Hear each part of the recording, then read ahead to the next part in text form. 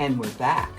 I'm Leisa Holland-Nelson Bowman Lombardi, co-host of Culture Club HTX, and also fashionista. I left that out. Resident fashionista. That's right. Fashionista, and I'm here today with my bestie, beloved, brilliant. Shavonnah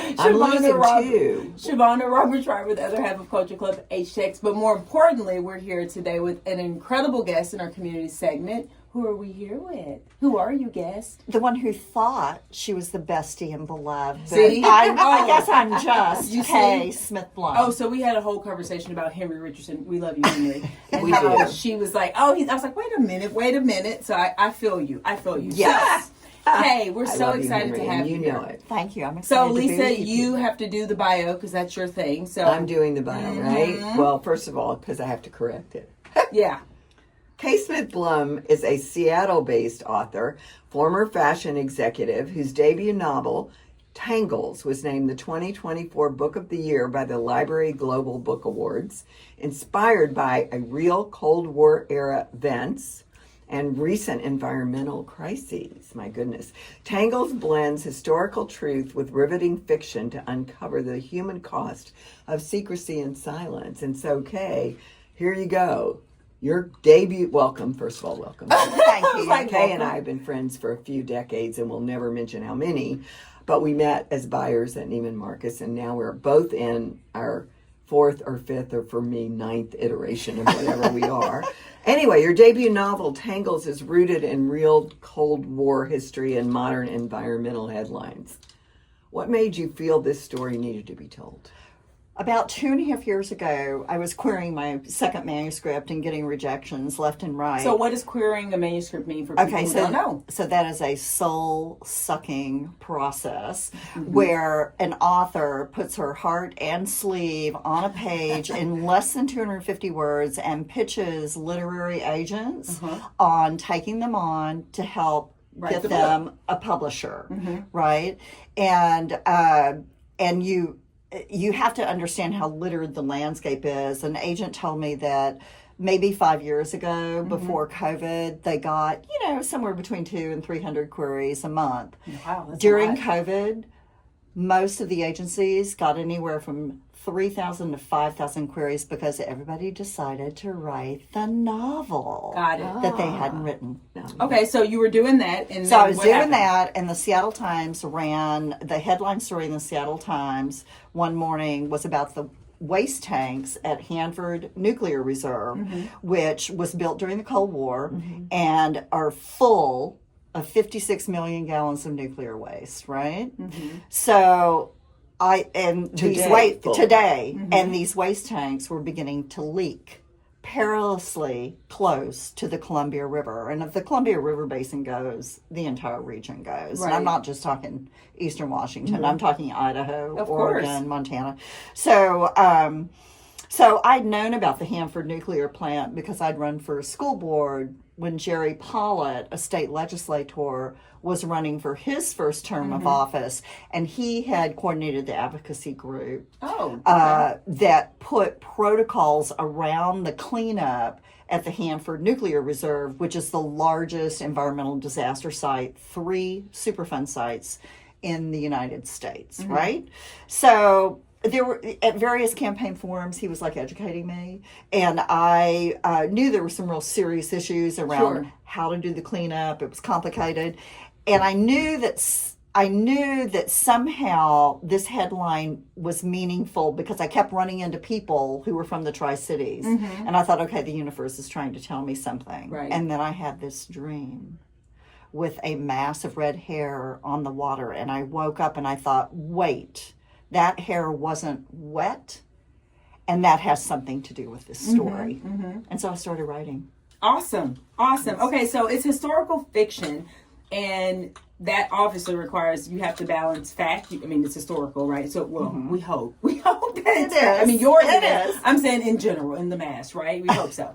And imagination. So, how did you navigate that? Because obviously, it was very well researched, and you had to make sure that it's a story, but there are also these very true elements that you have to disclose and tell us. Exactly. How'd you do that? Well, I think there is an expectation from the reader when they pick up a book that's of a different era that what they read in the book is actually true about that era, right? And mine were fictional characters, but they developed in my head while I listened to dozens of oral testimony from folks who actually worked at Hanford during World War II and after, during the roll-up of the nuclear weapons arsenal because of obviously the arms race during the Cold War, right? So as I'm listening to all these different oral testimonies, voices started appearing in my heads and characters started forming, and then I did a plotting course with a brilliant young adult author, Jean-Claude Bemis, and I plotted what I thought would make a great story about the Cold War years at Hanford. But because I was just using like everyday men and women as the characters, I wasn't beholden to some quote that some general that everybody would know the general's name, that I had to get that right. Sure. But I did feel beholden to the events that actually occurred. Yes. So everything in the storyline is that incident or an event of that type occurred typically in the same month of the year that is in the story. Well, you know what I take away from that? If you're ever giving an oral testimony, do not lie. Because someone may listen to that and write a book. And if you lie, then the book won't be factual. Exactly. We all know we don't lie anyway. No, we hope people we know we get in trouble when we lie. But meanwhile, Kay was once really immersed in fashion and education leadership as well. Two very different worlds. How did your past careers shape your voice as a writer, as a novelist? Well, you know how creative we fashionistas are.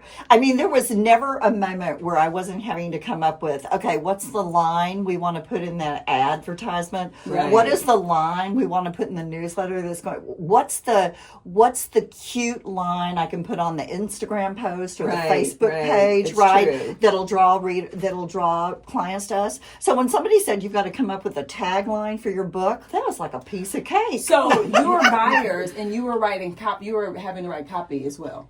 Right. For ads, It for was part ads. of the presentation when you were pitching something for an ad. You had to say something clever. Yeah.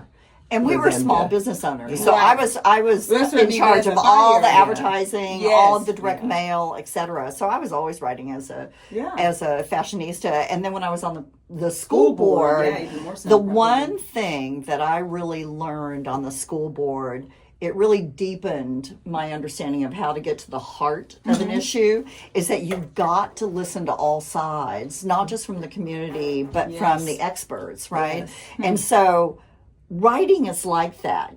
That 9 months of research, you're exploring every single thing that could have possibly happened during that time period and what multiple people thought about that event or that incident. And then that really helps you get to the heart of the story. So with Luke and Mary as my vehicles, they're my two protagonists in a dual narrative, right? So with them as my vehicles, I use a lot of snappy dialogue to inform the readers about what was going on then, but I also tried to keep it a very human story. So whenever they're inside their heads, you're feeling what they're feeling. I think you succeeded in that for sure. So final question, well, I say that, but then Love is going to think of one more. But final question we've prepared is, obviously there's writing the novel, but then there's launching the novel and actually getting people to buy it. So what's something that people don't realize about the business of publishing, other than what you shared around the volume of queries that these literary agents are getting, but something you learned as a first-time author to build your visibility that you would like to share with others that are... So if you're out there and you're writing a book, I think it's really important for you to understand how littered the landscape is. The literary landscape. Look at that alliteration. Do you love it? We do. I know. A littered literary landscape. And in 2009, that's not that long ago, Amazon maybe had 250,000 books for sale on their website. In 2023, they had 2.5 million. So to rise above that fray, you really have to write a good story. And you don't just tell a good story. It has to be well crafted. And what I relearned, in addition to what I think of crafting a good tale, I relearned that the first principle of retail, which is selling books, is getting personal, getting in front of your readers, because the level of engagement is critical to a book like becoming the buzzy book, becoming viral. And just yesterday, when I was at Barnes & Noble selling books, it was so rewarding because I had 2 or 3 people come in that I knew through friends of friends, and they said, "Oh my gosh, I bought your book, I read your book, and my book club read it last month and they loved it too." And this is stuff I didn't even know was happening. That's fantastic. And that's how it goes. I shared it with my book club. Someone from the book club came. Others didn't come, but they were reading the books. My friend in Atlanta, I told you, sent me a note, was like, "Hey, I'm reading the book." She doesn't live here, but she follows Culture Club HTX, and she knew that you were here. She's like, "It's on my list. Yay. I'm reading the book." So, Yay. So it's get in front of your audience, get close to, that's the same line in fashion, right? You're saying you need to get close to the customer, the actual customer. What do you say? No one ever bought shareholder value, Lovely? Is that what you say? Well, my theory is. Yeah. Yes, No, but no one ever bought shareholder Okay, value. final question, Lovely. It's for you. What's next? Well, hopefully being able to visit again with you, two discerning tastemakers in the not too distant future. But I'm writing another book, and I think it's going to be a good one. And I'm just, going down that path of debunking all those 20th century tropes. So stay tuned. Thank you. We're going to stay tuned, but also, what about the movies? What about the movies, but also how do people find you? If people So I have a website. What a surprise. And a newsletter. Well, the newsletter will never come. But if you go to my website, you can sign up for the newsletter. And please do. Yeah. Well, what's your website? Oh, Kay Smith-Blum.com. Perfect. And the book is? Tangles. You're going to remember that. Awesome. Well, this has been terrific. Thank you so much.